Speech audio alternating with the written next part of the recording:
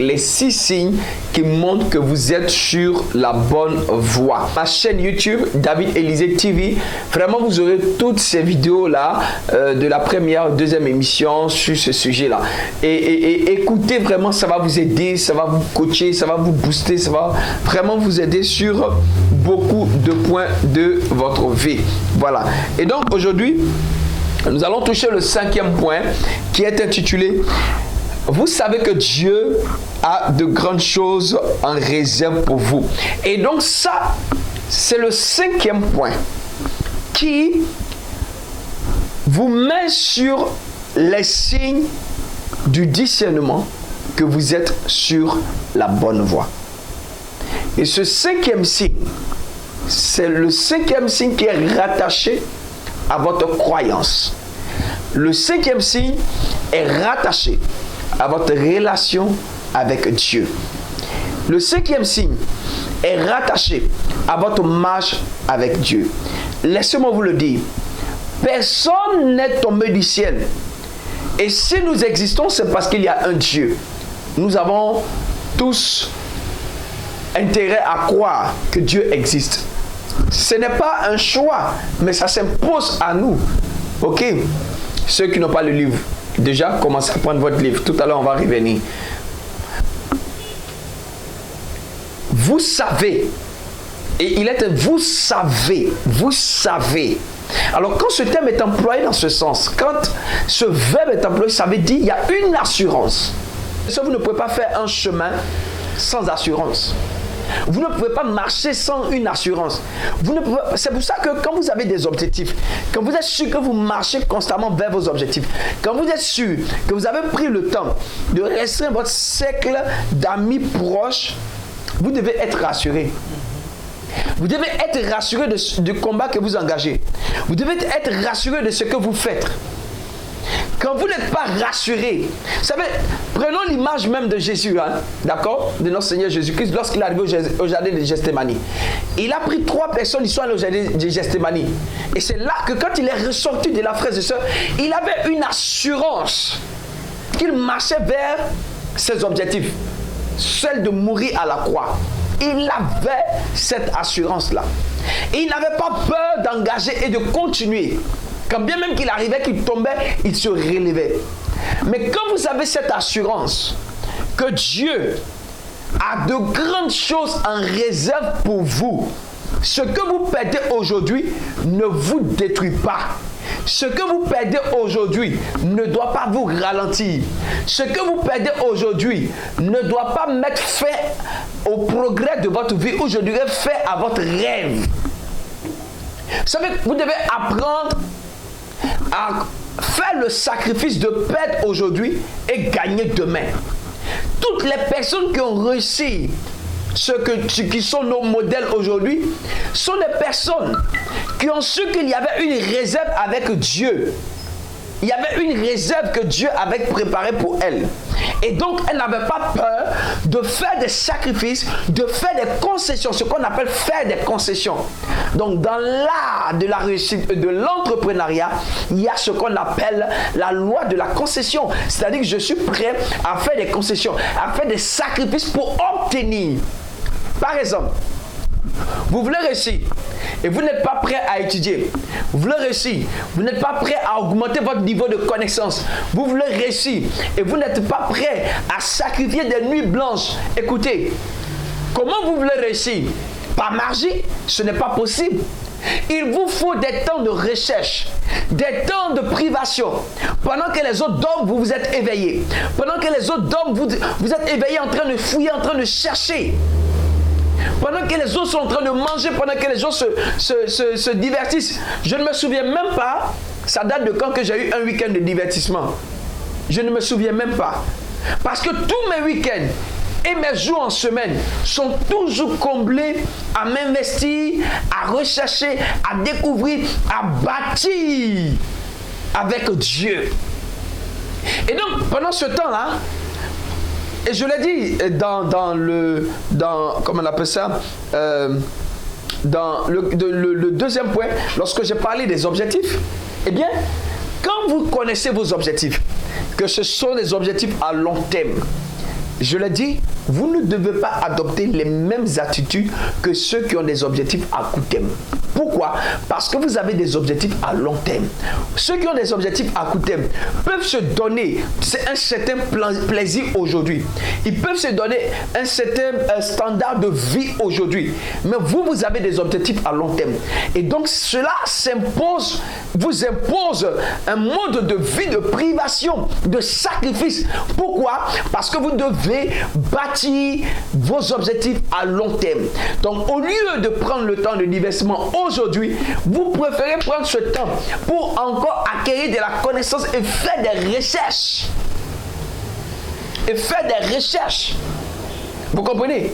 Mais tout cela aboutira à ses fins si seulement si vous savez et vous croyez que Dieu marche avec vous. Que Dieu marche avec vous. Certains ont reçu sans vouloir même affirmer que leur réussite venait de Dieu. Mais vous ont fait croire que peut-être c'est que c'était par leur propre force. Non. Non. Nul n'a réussi sans le concours de Dieu. Car c'est Dieu qui a tout créé. C'est Dieu qui a tout planifié. Dieu crée l'environnement. Et il te donne l'intelligence. Et il te demande d'acquérir la sagesse pour pouvoir mieux exploiter l'environnement qu'il t'a donné. C'est pourquoi vous le voyez bien dans les livres saints et dans la Bible, lorsque Dieu a créé Adam et Ève. Mais Dieu a créé un environnement qu'on appelait l'environnement d'Éden. Il a créé l'environnement d'Éden, il a tout rendu favorable.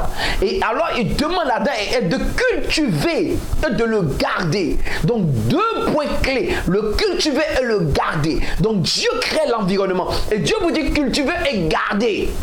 Mais quand vous savez que c'est Dieu qui vous a donné, qui vous a permis d'accéder à un tel environnement, écoutez, vous ne devez pas perdre confiance en vous. Parce que vous croyez en Dieu. Et donc vous êtes motivé de cette foi que vous avez en Dieu. Donc vous n'avez pas peur de foncer, vous n'avez pas peur d'agir, vous n'avez pas peur de poser des actions. Certains ont peur de poser des actions et ils commencent déjà à penser, avant même de poser ces actions-là, ah mais ça va échouer, ah mais vraiment ça va échouer. Écoute, je vous dis une chose, quand Dieu m'a donné cette conviction et Dieu m'enseigne pendant des années, et donc quand je regardais la situation peut-être dans laquelle j'étais en ce moment où j'avais décidé de faire sortir mon premier livre, ce n'était pas évident. Je n'avais même pas les moyens. Mais j'avais quand même la connaissance intellectuelle d'écrire. J'ai sacrifié des nuits et je bossais, j'écrivais. Je perds ce que je construis et je continue encore d'écrire et de réécrire. Ça disparaît. Il y a des mots qui sautent, il y a des phrases qui sautent. Écoutez, j'ai dit la persévérance. Vous ne pouvez pas persévérer si vous ne croyez pas en une chose ou en une personne, Dieu. Vous ne pouvez pas persévérer. Vous persévérez en quoi? Vous vous appuyez sur quoi pour persévérer? La persévérance est un facteur dans ce 5e signe. La persévérance est un facteur dans ce 5e signe. Vous persévérez parce que vous croyez en Dieu. Vous persévérez parce que vous savez que vous avez une assurance quelque part. Vous comprenez? Donc vous persévérez. Même comme vous n'avez même pas de soutien d'homme. Quand même ceux qui sont autour de vous ne croient pas. Vous savez, il y a toujours des personnes, pas parce que ils ont peur que vous allez réussir, mais il y a toujours des gens qui attendent votre réussite pour vous féliciter. Alors si vous voulez commencer avec les félicitations de ce genre de personnes, je vous assure que vous êtes à 99% d'échoués. Oui. C'est pourquoi quand vous commencez, écoutez, ayez l'assurance en votre Dieu, c'est tout. Croyez en lui. Lui seul est capable de vous permettre cette réussite. Et donc le 5e signe que vous êtes sur la bonne voie, eh bien c'est que vous savez et vous devez savoir. Et c'est en cela que dans le livre, dans le chapitre 1 et le chapitre 2, je parle de la question de la destinée. Dans le premier paragraphe, que la réussite, à la page 8, ceux qui ont le livre dans le premier paragraphe, vous voyez là, à la page 8, la réussite d'une personne dépend parfois du niveau auquel Dieu l'a établi, ok? Et un homme qui veut réussir est celui qui prend soin de chercher à se connaître. Celui qui cherche à savoir quand Dieu l'a créé, quelles étaient les promesses de Dieu rattachées à sa vie. Alors, on a tous des promesses de Dieu rattachées à notre vie. Vous ne devez pas rattacher les promesses des hommes à votre vie. Alors aujourd'hui, il y a une telle personne qui va dire, écoute, si ça va chez moi, j'ai reçu assez de promesses comme ça. Alors, vraiment, homme de Dieu, si ça va chez moi, vraiment, je vais soutenir le ministère. Nous allons faire une telle offrande. On va faire ceci. Et les gens qui vont promettre autour de vous là, ils sont nombreux. Ils sont nombreux. Les gens qui vont vous promettre le paradis, qui vont vous promettre le bonheur infini là, sont très nombreux. Parce qu'aujourd'hui, ils profitent de vous. Ah oui, oui, oui. Laissez-moi vous le dire. Parce qu'ils sont à l'aise auprès de vous aujourd'hui. Donc, ils vont vous promettre des choses impossibles qu'ils ne sont même pas capables de réaliser. C'est pourquoi vous ne devez pas vous fier à ces promesses humaines. Mais fiez-vous à des promesses divines. À des promesses que Dieu a rattachées à votre vie. Quelles sont les promesses rattachées à votre vie? Et quand vous fiez à ça, alors, ce cinquième signe s'incorpore en vous. C'est-à-dire vous marchez dans le vous savez. Vous marchez dans l'assurance que Dieu a de grandes choses en réserve pour vous. Donc quand vous perdez une chose aujourd'hui, peut-être pour laquelle vous avez passé des nuits blanches, écoutez, vous n'êtes pas abattu. Au premier instant, c'est vrai, vous serez un peu choqué, vous serez un peu triste et tout. Mais vous devez vous remettre à l'instant. Vous devez vous remettre les minutes qui suivent et continuer le chemin. Vous ne devez pas vous arrêter là. Vous ne devez pas vous arrêter là. Pourquoi aujourd'hui on constate que des personnes s'arrêtent quand ils perdent quelque chose aujourd'hui, ils perdent un être cher, des gens sont affectés. Écoutez, vous devez continuer. L'autre a vécu sa vie. Et c'est tout. Il a vécu sa vie et c'est tout. Vous voyez souvent par exemple, je dis une chose. Vous voyez par exemple, un enfant qui va à la boutique et puis qui va à la boutique et qui s'achète un biscuit ou un chocolat, un stick de chocolat, d'accord? On prend l'exemple du chocolat. Il achète un stick de chocolat après avoir bataillé auprès de ses parents pour avoir peut-être 200 francs pour acheter ce stick de chocolat. Il part, il achète. Et puis, il ouvre le sachet. Au moment où il doit manger le chocolat tombe. Waouh, waouh, waouh, waouh. Quelle amertume. Quel mal cet enfant aura. Il va pleurer, il sera tout triste. Pourquoi? Parce que il lui a fallu des épreuves pour avoir cet argent. De prouver à ses parents qu'on doit lui donner cet argent. Et il a eu ça. Et il partait acheter ce que son cœur désirait. Et voici qu'il a acheté bel et bien ce que son cœur désirait. Mais il n'a pas pu bénéficier de cette chose. Vous voyez ce découragement que cet enfant aura. Mais imaginez-vous, ce même enfant, il demande 200 francs, le chocolat coûte 200, et son père lui donne 500 francs. Lorsque il va acheter un chocolat, il a 300 francs comme monnaie dans sa poche, ok? Il ouvre le chocolat et ça tombe. Pensez-vous que l'enfant sera abattu comme le premier enfant, dans l'autre cas? Je ne crois pas. Pourquoi?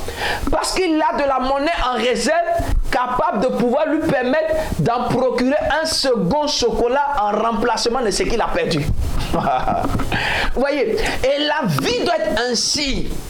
Nous devons croire que Dieu est capable de remplacer tout ce que nous perdons aujourd'hui qui peut être cher à nos yeux. Nous devons croire cela. C'est en cela que nous allons progresser. C'est en cela que nous allons avancer. C'est pour cela que vous devez croire que Dieu a de grandes choses en réserve pour vous. Et c'est avec ça que vous allez réussir. C'est avec ça que vous allez évoluer. Parce que si vous ne croyez pas, et vous ne pouvez pas croire si vous n'avez pas de projet, d'objectif avec Dieu. Vous ne pouvez pas croire si vous ne croyez pas en lui, qu'il marche avec vous, c'est lui qui vous inspire. Vous ne pouvez pas croire. Là, je vous dis la vérité. Excusez-moi, c'est une vérité. Donc, je vous invite véritablement à laisser manifester ce cinquième signe dans votre vie.